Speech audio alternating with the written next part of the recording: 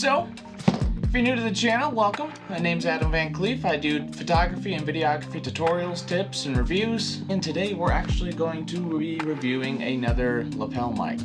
But stick around to the end and we'll do the giveaway. Promise you. So.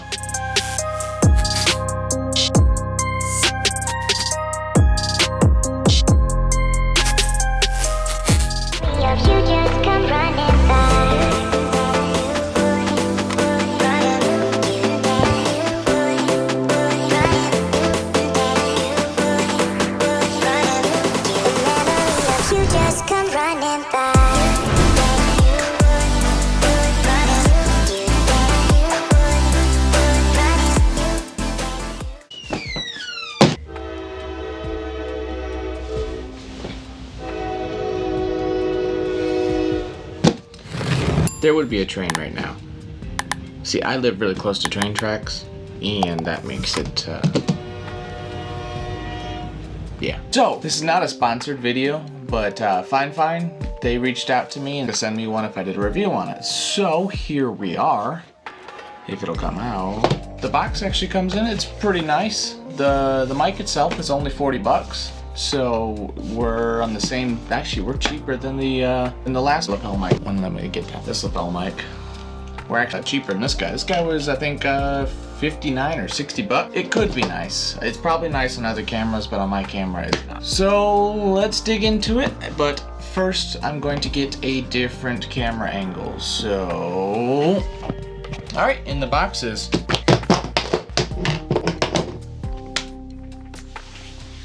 So let's get you faced up towards me so that way, see, I don't throw stuff on the ground. Yeah, on one side. So being that this guy here was 60 bucks and this one was 40, there is going to be a difference in build quality. Now, what surprised me about this guy being 60 was that it had horrible snake noise. Now, it could be different on other cameras. I don't have any other cameras to really try it on, so I did get this guy sent to me to review. They promised me that it was going to be of better quality than the other one. Now, for me, what's more important than aesthetics is if it works or not. And for 40 bucks, if it can sound better than the $60 one, then I would recommend that all day long. Even though they sent it, I'm still going to give it an unbiased review and everything like that. I will say though, it is super cool being that this is a new channel and they reached out to me. So thank you, Fine. Build quality.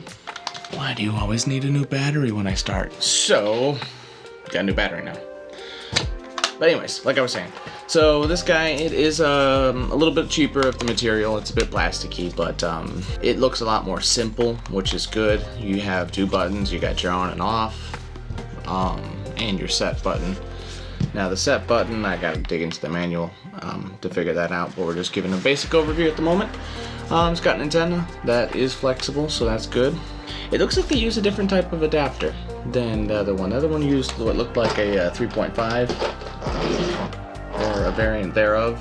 This is the unit that you would plug into either your amp, speaker, or in my case, camera and phone. So you would attach it. You got your adapters here, and it's just got one simple switch that you turn on and off there. So I will right here throw up on the screen. So this right here, yeah, there. It's gonna be all the information about the lapel mic there. Let me grab some batteries and I will be right back. And roll. I gotta get that.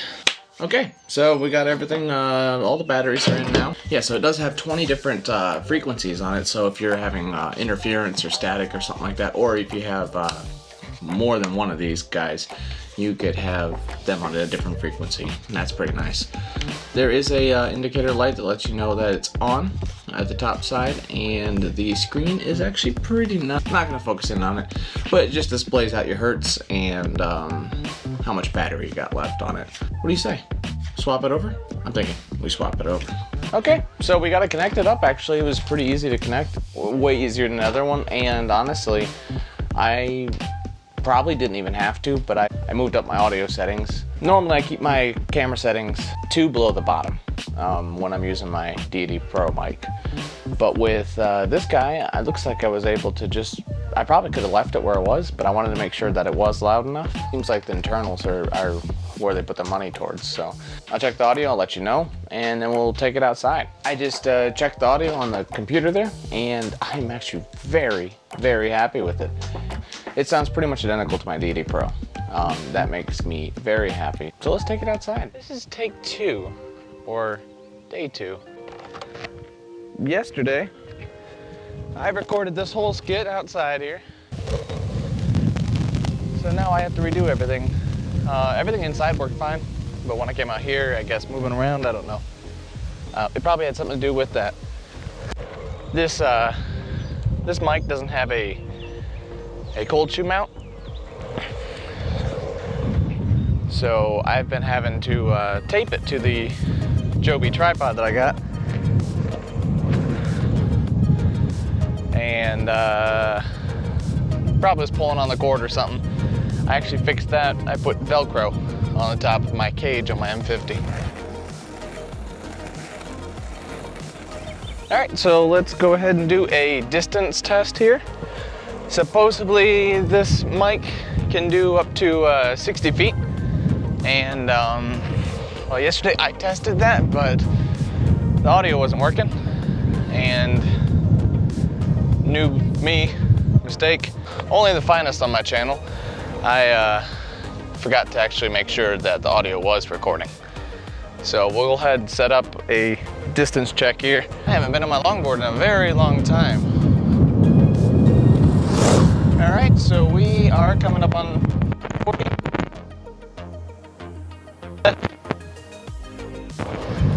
So one thing though, the quality of this microphone actually pretty good for the price range.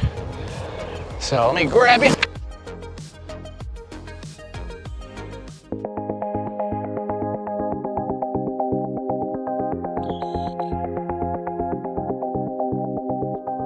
So basically it looks like if you bump this guy around at all, it's gonna lose connection for a minute and you'll have like spotty audio coverage, and that's a really big con there. I do appreciate Fine for sending this out to me to try, but if you can't rely on your audio, which is one of the more critical points, make sure it's actually recording right now. One sec. Okay, cool. So it does look like it is recording my audio, but yeah, like I was saying, there's a lot of flies out here. I'm sorry. Like I was saying, if you can't rely on your audio while going, maybe this isn't made towards like vloggers and so forth.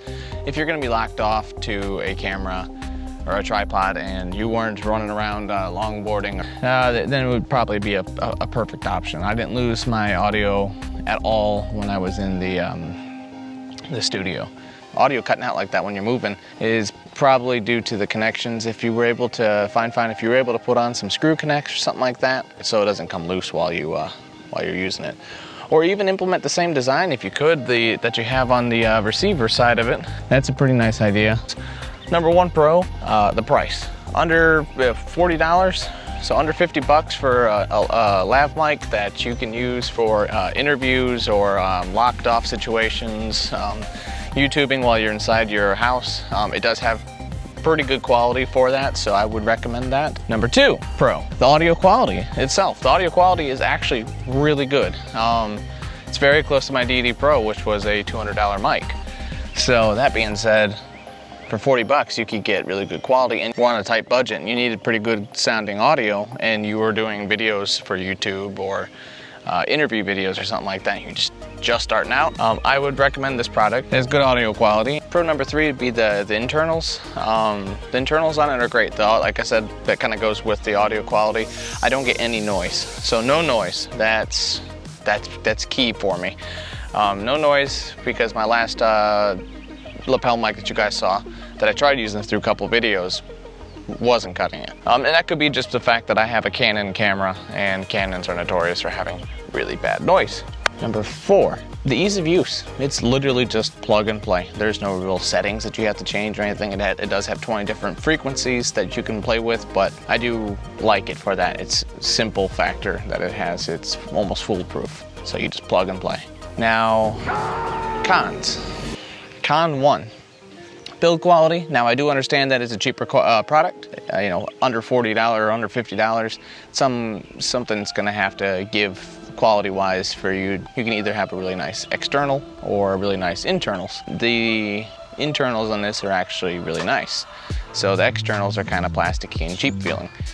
That being said, I do prefer it that way. I'd rather it be little plastic feeling than to have terrible audio.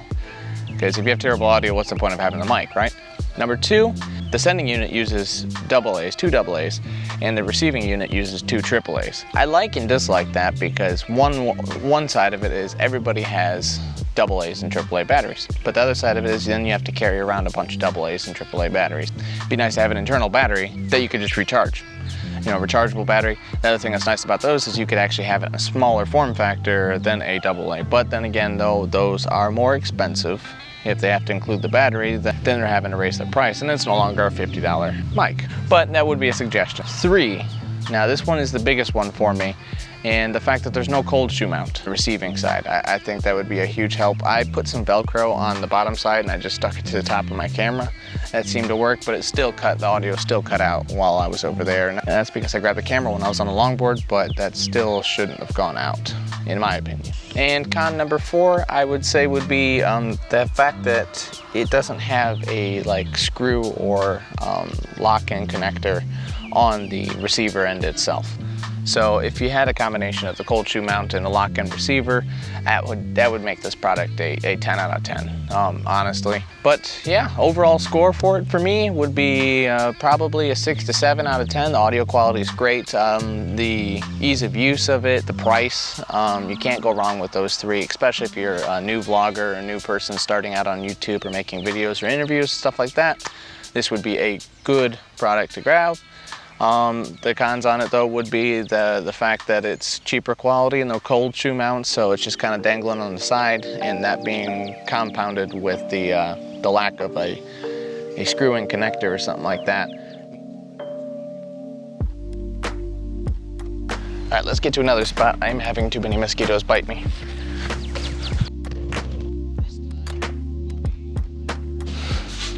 All right, guys, so this is actually the third or fourth time that I've tried recording this video. Every time I go outside and do that, the mic cuts out on me, so I lose my footage. So this is another day, different clothes, sorry. But it is what it is. What we'll do is we'll just wrap everything up right here then. I am going to be doing the giveaway still, and some events have changed. So due to coronavirus, or COVID-19, however you care to say, is really wreaking havoc, and I hope everybody out there is safe. I'm going to still try to do the giveaway for these two lapel mics. So the only thing that I'm asking you guys to do would be to hit the like button on the video and subscribe to my channel if I'm actually something you'd like to see in the future. And leave a comment down below with a video suggestion and something you'd like to see. All your suggestions, I'll do my best to get it out there for you. I'll pick a subscriber randomly to receive one of these mics. There'll be two winners, and I'll ship it out as soon as I can. And given that the post office and such is still open, which I'd imagine so, because it would take a government shutdown to do that, and it unfortunately sounds like the United States isn't going to be doing such a thing.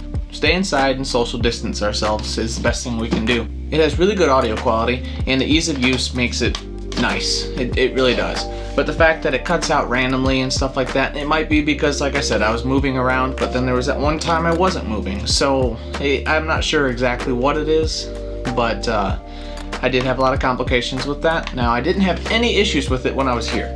In the studio, everything was fine. Stay creative, stay safe, and do the things you love. Thank you.